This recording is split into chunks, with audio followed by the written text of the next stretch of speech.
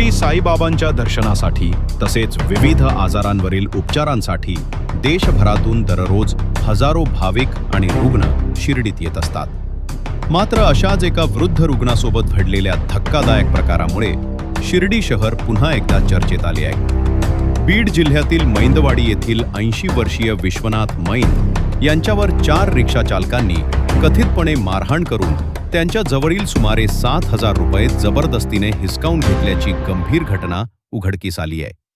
मिळालेल्या माहितीनुसार विश्वनाथ मैंद हे पोटाच्या उपचारासाठी आपल्या नातवासोबत शिर्डीतील साईनाथ रुग्णालयात आले होते। उपचार तपासणी झाल्यानंतर सोमवारी रात्री सुमारे 11 वाजण्याच्या दरम्यान ते आपल्या नातवासोबत साई आश्रम येथे जाण्यासाठी रिक्षा शोधत होते। त्यांनी एका रिक्षा चालकाला साई आश्रम येथे सोडण्यास सांगितले।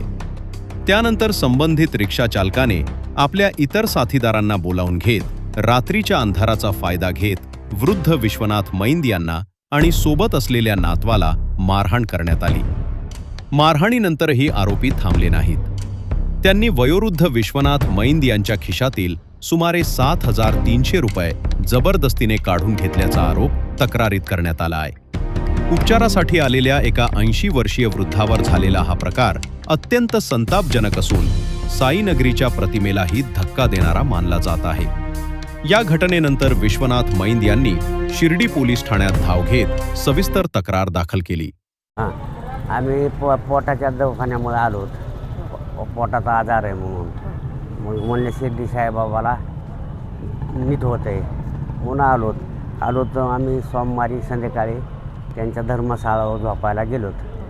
मग दुसऱ्या दिवशी काल मंगळवारी जायचं तर ते आमच्या गाडीच्या आणि त्याचं होकाहोक झाल्यावर मग ते साहेबाला म्हणलं मग आता आम्ही कसं करायचं, तर म्हणले रिक्षापेक्षा असला तर बघा।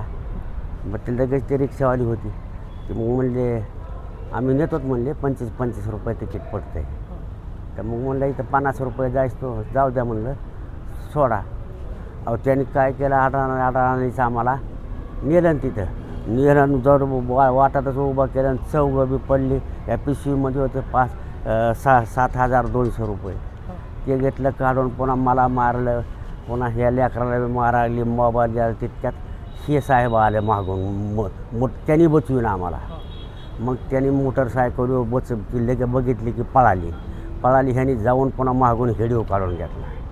हां एवढं प्रकरण केलं, मारीतच होते खलास ही जर येत नाहीत तर असं त्यांचं 4 जण होते।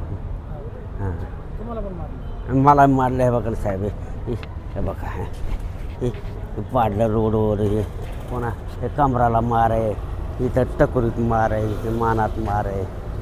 आता काय म्हणतो पोलीस, काय म्हणतो? हां आता काय म्हणते तसं आलो तर त्यांच्यापासून मग आता काय म्हणते ते। हां दवाखान्यात आले ते ना? हां दवाखान्यात हां हे काय उपचार आजोबाला आमच्या दाखवायचं दवाखान्यात, त्यांच्या पोटात दुखत होतं ते आलो रविवारी निघालो तिथून। सोमवारी सकाळी ते सोमवारी संध्याकाळी इथं आलो। इथं आल्यास मग तिथं आलो तर त्या बसनं गेलो तर सोमवारी गेलो झोपाय, तिथं झोपलो। पुन्हा मग सकाळी उठून आलो, तिथं दाखविलं दवाखान्यात। पुन्हा संध्याकाळी तिथं बसलो, आली का ती गाडीची वाट बघत ते काय पुकारलंच नाही त्यांनी, काय आम्हाला काही कळालंच नाही गाडी आलेली गेलेली। ऑटो रिक्षा बघितलं पुन्हा ती म्हणले आम्ही सोडत होता 25 रुपये द्यावं लागते। बनलं मग देतो पैसे, त्यांनी नेलं आटरानात तिकडं आम्हाला मला बाहेर ओढलं, हाणलं, बाबाला बाहेरच ओढलं त्यांनी। पैसे घेतले आमचे बॅग पिशवीतले। किती पैसे नेले? 7,000। इलाज झाला का तुमचा? आता आणि काय नाही। माझं नाव अक्षय आहिरे। आम्ही साई आश्रम भक्तिनिवास या रोडवरून कॉलेज रोड या ठिकाणी चक्कर मारत असताना त्या ठिकाणी एक आजोबा आणि एक मुलगा त्यांचा नातू हे त्या ठिकाणी आढळून आले। त्या ठिकाणी त्यांची लूटमाट झाली होती। त्यांनी मला हात केला पण मी थांबलो नाही। माझा मित्र तिथं यश हा थांबला, त्यांना सांगितलं का, त्यांना म्हटलं मी त्याला सोडा म्हणून। ते सोडायला गेले असताना त्यांनी त्या मुलाला सांगितलं का आमच्या अशी लूटमार झाली, पण मी ती रिक्षा त्या ठिकाणी बघितली होती। आम्ही त्या रिक्षाचा नंतर पाठलाग केला पण ते रिक्षावाले काही थांबले नाही। ते रिक्षावाले भीमनगर बुद्धविहार त्या ठिकाणून गायब झाले। मी 112ला कॉल केला, त्या ठिकाणी पोलीस वगैरे आले, त्यांनी त्या व्हिडिओची पूर्णतः दखल घेतली, त्यानंतर ते निघून गेले। आणि किती वाजेच्या सुमारास हे 10-10:30च्या सुमारास झालेली घटना। हो. काय माहिती दिली त्या आजोबांनी? आजोबांनी त्यांचे पैसे गेले व त्यांना हाणमार पण केलेली त्या ठिकाणी. किती जण होते रिक्षात? रिक्षामध्ये 4 जण होते. कोणत्या स्वरूपाची रिक्षा होती? काय छोटी रिअरमध्ये डिझेल रिक्षा होती ती. तिचा MS17AZ 5739 असा नंबर होता आणि ते चौघ पण फुल पिलेले होते. तक्रारीच्या आधारे पोलिसांनी तात्काळ गुन्हा नोंदवून तपास सुरू केला. प्राथमिक तपासात 3 संशयित रिक्षाचालकांना ताब्यात घेण्यात आल्याची माहिती समोर आली आहे. या घटनेमुळे शिर्डीत येणाऱ्या भाविकांच्या आणि रुग्णांच्या सुरक्षिततेबाबत गंभीर प्रश्न उपस्थित झाले आहेत. विशेषतः उपचारासाठी, साईबाबांच्या दर्शनासाठी किंवा इतर कारणांनी बाहेरगावाहून येणारे वृद्ध, महिला आणि सर्वसामान्य नागरिक सुरक्षित आहेत का, असा सवाल आता उपस्थित केला जात आहे. जागतिक स्तरावर ओळख असलेल्या धार्मिक स्थळी अशा घटना घडणे ही अत्यंत चिंताजनक बाब असल्याची प्रतिक्रिया विविध स्तरातून व्यक्त होत आहे.